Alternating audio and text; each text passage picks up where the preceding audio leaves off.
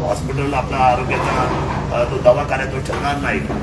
आणि हल्ली मी एक पाहिलंय की आमदाराची जी व्हॅल्यू आहे, म्हणजे शरद सोनवणे आमदार झाला त्यांना विचारायचं नाही. शरद सोनवणे हा कोणाच्या घरचा आमदार नाही, शरद सोनवणे हा जनतेचा आमदार. लोकशाहीचा प्रबल असलेल्या वरच्या सिंहासनाची जबाबदारी जी जनतेने दिलेली आहे, त्या बाबतीमध्ये पुराणा काही शंका असेल तर त्यांनी डायलॉग करायला, चर्चा करायला, लोकपर्यंत आलं पाहिजे. साहेब नक्की काय होईल, काही जण धरणावर जातात, ही माती कशी काढतात, बातम्या बोलवतात, संध्याकाळी एवढं पाकिट घेतात. अरे कोणत्या पत्रकार येतात, दवाखान्याच्या बातम्या करतात, लोकांना ब्लॅकमेल करतात. अरे कुठल्या पत्रकार येतात. मला असं वाटतं, मला खात्री आहे उद्याच्या 28 तुम्हाला निर्णय येईल की हे सगळे जेवढे बोगस मीडियावाले आहेत, मी हे तालुक्यामध्ये आणि मी कार्यकर्त्याला आदेश देणार आहे, एकही आता मीडियावाला हा जो इलेक्ट्रॉनिक आहे ना, ज्याला हे मला सांगा, तुम्ही म्हणता माती उचलली ती अनधिकृत आहे, पण तुम्ही जो कॅमेरा घेऊन चालतो तो अधिकृत आहे का? आणि अधिकृत आहे म्हणजे तुम्ही तो कॅमेरा स्वतःच्या रोजीरोटीसाठी, चोरीसाठी वापरायचा, तुम्ही अधिकृत, वारे वा. आणि बाकी सगळे चोर. मातीचा धंदा केला चोर, वाळूचा धंदा केला चोर, मुरमाचा धंदा केला चोर. अरे हे आमची लायबिलिटी आहे, ही निसर्गाची आमची जबाबदारी आहे. रॉयल्टी भरून जर आम्ही समजा ठरवलं, समजा माल उचलला तर त्याच्यासाठी शासन जबाबदार आहे. आज काय झालं, या सगळ्या लोकांनी म्हणजे आमदारापेक्षा हातामध्ये जो दांडके घेतो तो मोठा. अरे काय आपण बोलतो, काय आपण करतो. जिल्हाधिकाऱ्यांना धमकायचं, तहसीलदारांना धमकायचं, प्रांतांना धमकायचं, एखादा बिअर बारवाला असेल त्याला धमकायचं, एखादा समजा धंदा करणार आहे त्याला धमकायचं. तुम्ही काळजी करू नका बेट्यांनो, 28 तासाच्या आतमध्ये मात्र तुमचं हे सगळ्या गोष्टी शरद सोनवणे हा टायगर माणूस 100% बंद करणार.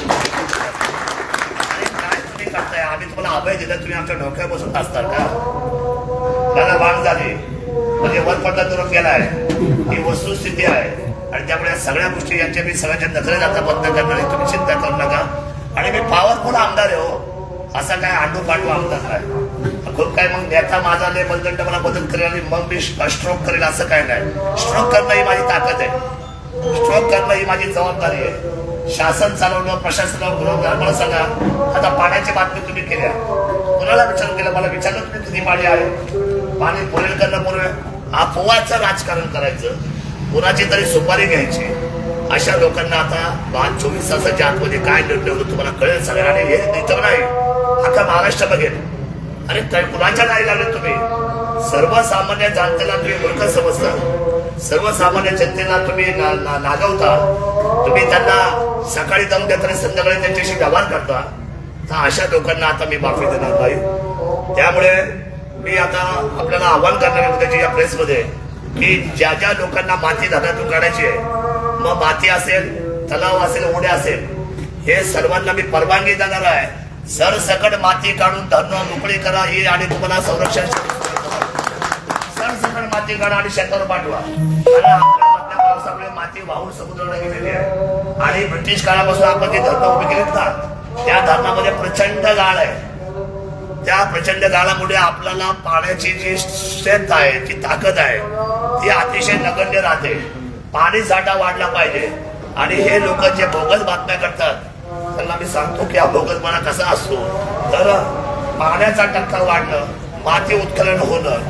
आणि मी सांगतो सगळ्या प्रशासकीय लेवलला जबाबदारी मी घेणार आहे, कारण मी या सगळ्यांची लिस्ट बनवून मी जिल्हाधिकाऱ्यांना पाठवणार आहे, जलसंधारणला पाठवणार आहे, जलसंपदा पाठवणार आहे.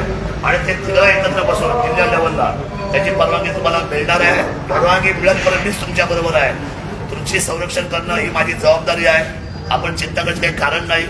आणि तालुक्यामध्ये कोणी एक आमदारकीचा व्यासपीठ असताना प्रति व्यासपीठ करून लोकांचा गुंगारा देणं किंवा काही लोकांना जवळ करून सुपारी बहादरपणाचं काम करणं हे त्यांना भागात पडलं. बरं, ही धमकी नाही, ही 100% मी बोललेल्या शब्दाची वचनपूर्ती राहील. त्यामुळे भल्याभल्याने सुद्धा या कामामध्ये कोणीही, आता RTIची संख्या लय वाढली, ज्याला घरात खायला नाही तो RTI कार्य. अरे कोण आहात तुम्ही, काय वागताय तुम्ही? तुमच्यापेक्षा आम्ही एवढे सगळं जग पाहिलंय, माणसं पाहिली, समाज पाहिलाय, लोक पाहिलेत, अडचणी पाहिल्यात. आज सकाळपासून मी 3 ऑपरेशन मोफत केली.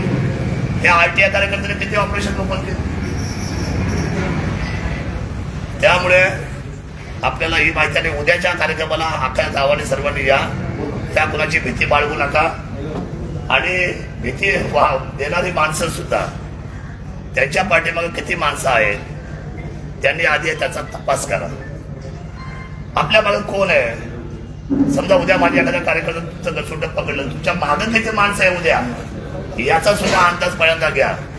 कारण का आता तुमची ही फालतूची बडबड ऐकायला आणि ऐकून घ्यायला प्रशासन आणि मी स्वतः बिलकुल आता तयार नाही. जेवढे लाड झाले तेवढे भरपूर झाले. म्हणजे आमदारशी चर्चा करायची नाही आणि मनाला वाटेल तसं आपण आपल्या पद्धतीने शिष्टाचार करायचा. हा शिष्टाचार मी मोडून काढणार आहे, आपल्याला आश्वासित करतो. आणि सुंदर तालुका आहे, सुंदर तालुक्याला अति सुंदर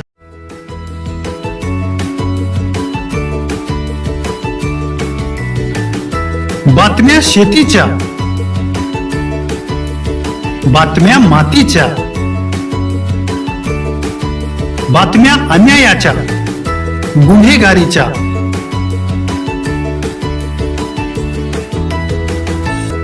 राजकारणाच्या आणि समाजकारणाच्या, शोषणाविरुद्ध बुलंद आवाज, जनसामान्यांच्या हुंकाराची गाज, सत्कार्याला प्रोत्साहन, दुष्कृत्याला अनुशासन, निर्भीड, निस्पृह, सडेतोड, बेधडक आणि रोखटोक म्हणजेच विघ्नहर टाइम्स. शोध बातमीचा, ध्यास सत्याचा. आपलं चॅनल, आपली बातमी. सबस्क्राईब तर कराच, पण बेल आयकॉनवर क्लिक करायलाही विसरू नका.